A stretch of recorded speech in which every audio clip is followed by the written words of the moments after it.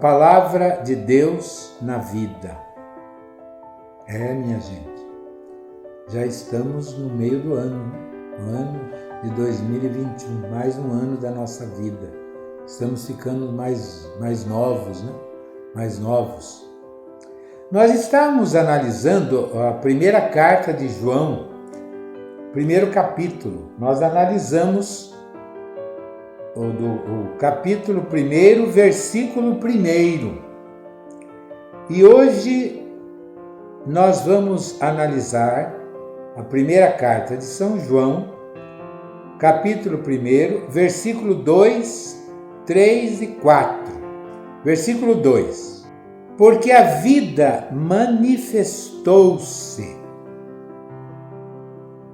No Evangelho de João, no capítulo 1, diz: no Verbo estava a vida, nele estava a vida, e a vida era a luz dos homens. Então, na Epístola, João vai dizer: porque a vida manifestou-se, isso é, a vida apareceu. A vida eterna, a vida verdadeira. Porque, sabe, minha gente, a nossa vida humana é uma vida participada. Nós não temos uma vida inteira, tanto por isso nós morremos, né? A vida eterna é a vida de Deus, e nós participamos desta vida de Deus. Então, a vida se manifestou. A vida, o Verbo de Deus, a segunda pessoa da Trindade, o Filho de Deus, se manifestou, apareceu no nosso meio, em primeiro lugar como um feto no ventre de Maria, depois como um bebê na manjedoura de Belém, depois como um jovem de 12 anos no templo de Jerusalém, discutindo com os doutores, depois como pregador aos 30 anos, mais ou menos, como pregador na Palestina, fazendo milagres, anunciando o Evangelho. Então, a vida se manifestou, a vida apareceu. E diz São João: nós a vimos e dela vos damos testemunho. Nós a vimos. O que nós vimos, nós estamos testemunhando para vocês. Como eu disse na última pregação, a nossa fé não se baseia em mito, nem em lenda, mas se baseia em fatos reais. Nós a vimos e dela vos damos testemunho, e vos anunciamos esta vida eterna, que estava voltada para o Pai e que nos apareceu. Lá no Evangelho de João, no princípio era o Verbo estava em Deus e o Verbo era Deus. E vamos dizer o Evangelho de João, né? É interessante a gente ver no Evangelho de João, diz assim: no princípio era o Verbo e o Verbo estava com Deus e o Verbo era Deus. No princípio ele estava com Deus. Tudo foi feito por meio dele e sem ele nada foi feito. O que foi feito nele era a vida, e a vida era a luz dos homens. Então, aqui nesse texto da primeira epístola diz exatamente isso daí. Porque a vida manifestou-se, nós a vimos e dela vos damos testemunho e vos anunciamos esta vida eterna que estava voltada para o Pai e nos apareceu. No versículo 2 do Evangelho de João, diz assim: no princípio ele estava com Deus. Aqui ele diz, estava voltada para o Pai. E que nos apareceu. O que vimos e ouvimos, vô-lo anunciamos. O anúncio do Evangelho. O anúncio do Evangelho. Para que estejais também em comunhão conosco.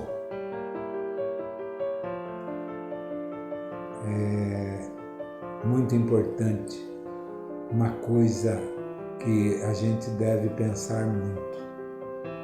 Sabe, gente, quem levou o cristianismo para frente não foram só os apóstolos. quem levou o cristianismo para frente foram os próprios cristãos. Cada um que era convertido, que se convertia a Jesus Cristo, tentava levar outro. É o que está faltando hoje na igreja. É o que está faltando na igreja hoje. A gente se contenta com rezar um pouco, não muito, né? Para não cansar. Tem muita gente que tem medo de cansar de rezar. A gente se contenta com rezar um pouco, com ir à missa e acabou. A gente se esquece desse testemunho. Nós a vimos e dela vos damos testemunho. Que está desta vida eterna, que estava voltada para o Pai e que nos apareceu, o que vimos e ouvimos e vô-lo anunciamos. Vô-lo anunciamos. Olha, se nós cristãos estivéssemos convencidos do que nós cremos, nós passaríamos isso para os outros. Sabe, eu vou dar um exemplo da minha vida. Quando eu deixei a paróquia, quando eu fiquei emérito, deixei a paróquia, sabe que eu tive uma sensação assim, um pouco de inutilidade? Falei, meu Deus, e agora? Eu não tenho mais paróquia, eu não tenho mais púlpito, eu não tenho mais igreja. O que eu vou fazer?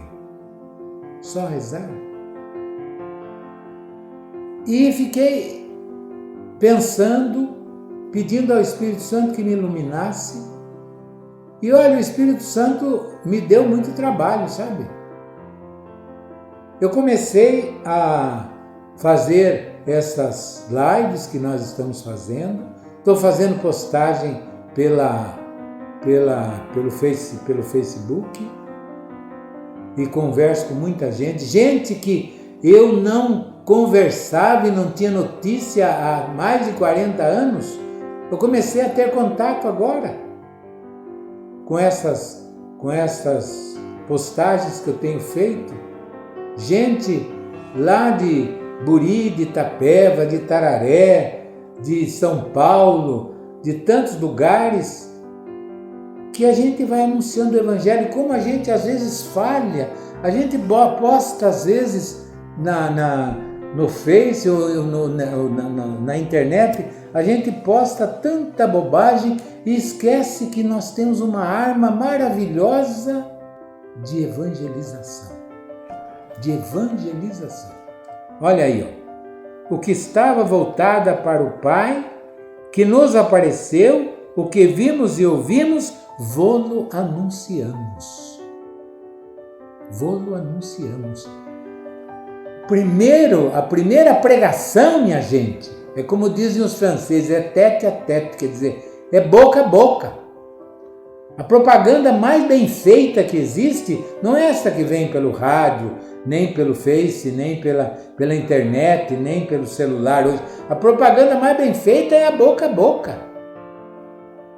Quando eu gosto de uma coisa, quando eu sei de um remédio muito bom, etc., o que eu faço? Eu já conto com uma pessoa que é minha amiga, que interessa, etc. Eu digo, olha, toma um chá disso, sabe daquilo, isso é bom, vai fazer bem para você. Por que nós não fazemos isso com a palavra de Deus? Por que nós não fazemos isso? E podíamos fazer, e deveríamos fazer, o que os cristãos no começo faziam. Porque 12 apóstolos e mais 120 discípulos não iam converter o mundo, não, que não dava. Era muita terra para pouca gente. Mas o que aconteceu é que cada cristão ia passando para frente a sua fé. A sua fé. Há um caso muito interessante, por exemplo, São Paulo escreve a carta aos Colossenses, né? A carta aos Colossenses. E ele diz uma coisa muito interessante, Ele não conhecia a comunidade de Colossos. Ele não conhecia. Não foi ele que criou a comunidade de Colossos. Ele ficou sabendo dessa comunidade por um sujeito que estava na prisão com ele. E ele diz assim, olha, ele diz assim na carta aos Colossenses, no capítulo 1, ele diz assim, versículo 3, damos graças a Deus e Pai de nosso Senhor Jesus Cristo, sempre orando por vós, depois que ouvimos acerca da vossa fé em Cristo Jesus e do amor que tendes a todos os santos, pela esperança que vos está reservada nos céus. Dela já ouvistes o anúncio da palavra da verdade, o evangelho que chegou até vós. E ele vai dizer no versículo 7, olha que coisa bonita. Nessa palavra, fostes instruídos por Epáfras. O apóstolo de Colossos, da igreja de Colossos, foi Epáfras. Nosso querido companheiro de serviço que nos presta ajuda como fiel ministro de Cristo. E é quem nos deu a conhecer o vosso amor no Espírito. Epáfras é que vai dizer a Paulo da comunidade de Colossos. E Colossos, Paulo vai escrever uma carta para Colossos, baseado no testemunho que ele recebeu de Epáfras, que foi o pregador. Vai lá, aqui é muito bonito isso aqui, né? Nessa palavra, fostes instruídos por Epáfras, nosso querido companheiro de serviço, pregador da palavra de Deus, Epáfras. Não sei se existe esse santo na igreja, mas se não existir é uma falha, porque realmente é o grande apóstolo de Colossos. E São Paulo chama ele de companheiro, né? Companheiro. Então, vejam, que coisa bonita, a palavra de Deus sendo passada de boca a boca, passada assim. O que seria hoje na igreja se cada cristão se convencesse, se cada cristão convertesse um outro? Se cada cristão convertesse um outro, seria maravilhoso. E a gente eu posso dar um testemunho pessoal de vida. Eu tenho um grande amigo,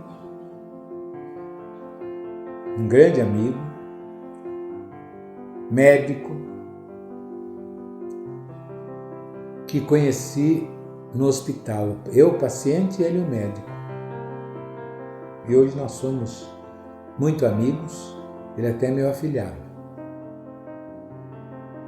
E ele não era de igreja, não. E hoje é. E presta um grande serviço e Sorocaba inteiro o conhece. Eu não vou falar nem o nome e nem o que ele faz, porque senão fica muito palavrório demais. Mas é um sujeito que eu tenho certeza que faz 21 anos que, na véspera de Natal, nós começamos uma evangelização e que mudou, com certeza, a vida dessa pessoa. Eu, paciente, numa cama de hospital, doente, e ele, meu médico. E, naquele momento, Jesus me usou para trazer esse filho querido para a igreja. Esse filho querido para a igreja. Porque todas as pessoas são filhos queridos de Deus. Às vezes eles não sabem disso. Então precisa que alguém chegue para ele e diga: olha, você é filho querido de Deus. Deus te ama. Deus te ama. E o chame para a palavra de Deus. E o chame para viver essa palavra em comunidade. Eu disse que nós iríamos analisar mais 2 versículos, mas não deu tempo. Analisamos só o segundo. Louvado seja nosso Senhor Jesus Cristo, para sempre seja louvado.